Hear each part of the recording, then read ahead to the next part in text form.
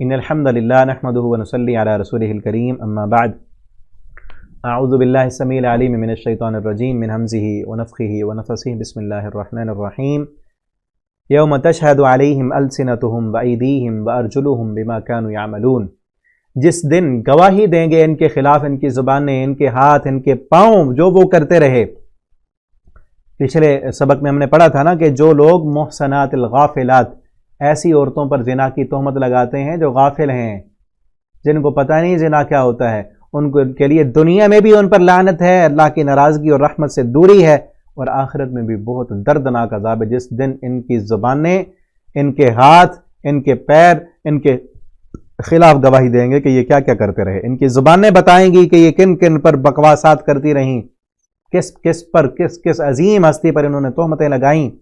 اور پھر یومئذ یوفیہم اللہ، پھر اس دن پورا دے گا اللہ انہیں دینہم، ان کا بدلہ، ان کے گناہوں کی سزا ان کو پوری ملے گی، الحق، پورا جو ان کے لائق ہوگا، جو سزا ان کی بنتی ہوگی وہی سزا ملے گی۔ وَيَعْلَمُونَ، اور وہ جان لیں گے، ان اللہ هو الحق، کہ بے شک اللہ حق ہے، الحق المبین، اور اللہ حق کو واضح کرنے والا ہے۔ اور پھر یاد رکھیں اللہ کا قانون، الخبیثات للخبیثین، ناپاک عورتیں للخبیثین، ناپاک مردوں کے لیے ہیں، والخبیثون للخبیثات، اور ناپاک مرد للخبیثات، ناپاک عورتوں کے لیے ہیں۔ یعنی پیچھے جو اس صورت کے شروع میں زنا کے متعلق یا زنا کی سزا کے متعلق پڑھا، اب یاد رکھیں جو زنا کرنے والے ہیں، زانی مرد کے لیے زانی عورت ہے، اور زانیہ عورت کے لیے زانی مرد ہے۔ خبیثات، ناپاک عورتیں ناپاک مردوں کے لیے، والخبیثون للخبیثات، اور ناپاک مرد ناپاک عورتوں کے لیے ہیں۔ والطیبات، اور پاکیزہ عورتیں، للطیبین، پاکیزہ مردوں کے لیے ہیں۔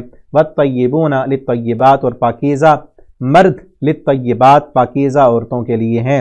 اولئک، یہ لوگ، یہ پاکیزہ لوگ، مبرؤون، بری ہیں، مما یقولون، اس سے جو وہ کہتے ہیں، جو خبیث مرد کہہ رہے ہیں، یعنی پیچھے جو امی عائشہ رضی اللہ تعالیٰ عنہ پر تہمت لگائی خبیثوں نے، یا جو اس زنا کی باتیں کرنے والے، یہ لوگ ایسے کاموں سے بری ہوتے ہیں، یہ لوگ زنا سے بری ہوتے ہیں۔ لہم مغفرہ، ان کے لیے اللہ رب العالمین کی طرف سے مغفرت بھی ہے، ورزق کریم، اور عزت والا رزق بھی ہے۔ یا ایھا الذین آمنوا، اے وہ لوگو جو ایمان لائے ہو، لا تدخلوا بیوتا، نہ تم داخل ہو گھروں میں، غیر بیوتکم، اپنے گھروں کے علاوہ، سوائے اپنے گھروں کے۔ اب یہاں سے وہ احکامات بیان ہو رہے ہیں کہ جن احکامات پر چلنے سے معاشرے کو برائی سے بچایا جا سکتا ہے۔ پیچھے وہ تھے کہ برائی پھیل چکی ہو تو کیا کریں، ٹھیک ہے، زنا کو روکنے کے لیے زنا کی سزا بتائی، اب زنا کی تہمت لگانے والے کے لیے بھی سزا بتائی، اور الزام لگانے والے کی سزا بتا دی، اور جو برائی پھیلاتے ہیں، یحبون ان تشیع الفاحشہ، جو فحاشی پھیلاتے ہیں، ان کی سزا بھی بتا دی۔ اور پھر یہ کہہ دی، یا ایھا الذین آمنوا لا تتبعوا خطوات الشیطان، اے ایمان والو شیطان کے راستوں کی پیروی نہ کرو۔ وہ ساری چیزیں بتانے کے بعد اب وہ احکامات بیان کیے جا رہے ہیں کہ جن احکامات پر چلنے سے معاشرے کو برائی سے بچایا جا سکتا ہے، برائی ہوگی ہی نہیں۔ وہ پہلا حکم کیا ہے کہ اپنے گھر کے علاوہ کسی اور کے گھر میں تم نے بغیر اجازت کے داخل نہیں ہونا، حتیٰ تستأذنوا، یہاں تک کہ تم اجازت لے لو۔ اور اجازت کا طریقہ کیا ہے؟ 3 مرتبہ دروازہ کھٹکھٹانا ہے، بیل دینی ہے 3 مرتبہ۔ اگر کوئی آ جائے تو ٹھیک، نہیں آئے تو تم واپس آ جاؤ، اور آ جائے تمہیں کوئی لے جائے وہ تو سلموا علی اہلھا، اس کے گھر والوں پر جا کے سلام کرو، السلام علیکم ورحمۃ اللہ۔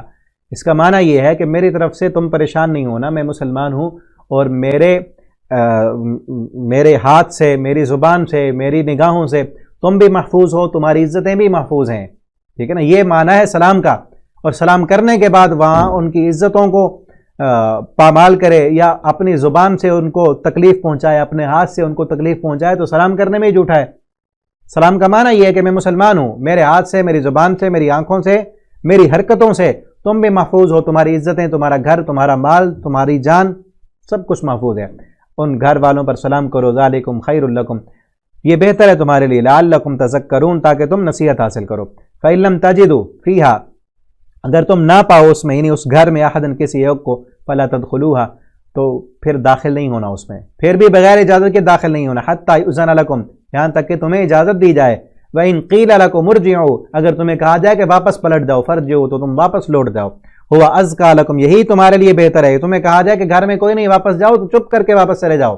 वल्लाहु बिमा तअमलून खबीर, और अल्लाह जो तुम अमल करते हो अलीमुन खूब जानने वाला है। लैसा अलैकुम जुनाह, और ये बात भी तुम पर कोई हर्ज नहीं है, अन तदखुलू बुयूतन, कि तुम ऐसे घरों में जाओ गैर मस्कूना, जहाँ पर सुकूनत नहीं है, जहाँ पर रिहाइश नहीं है। वैसे मकान तो बना है, जैसे देरा होता है या कोई और जानवर वगैरह वहाँ बंधे हैं, वहाँ पर ख़वातीन नहीं रहती, यानी रिहाइश नहीं है वहाँ पर, वहाँ बगैर इजाज़त के तुम जा सकते हो। जहाँ तुम्हें पता है कि ये घर नहीं है, वैसे जगह है, यानी औरतें नहीं रहती वहाँ पर।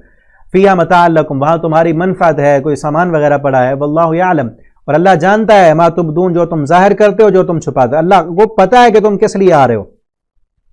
ठीक है ना। कुल लिल मुमिनीना यग़ुज़्ज़ू मिन अब्सारिहिम, यहाँ से इंशाअल्लाह आगे हम अगले सबक में पढ़ेंगे। अल्लाह ताला से दुआ है अल्लाह रब्बुल आलमीन हमें कुरान पढ़ने, समझने, इस पर अमल करने की तौफीक दें।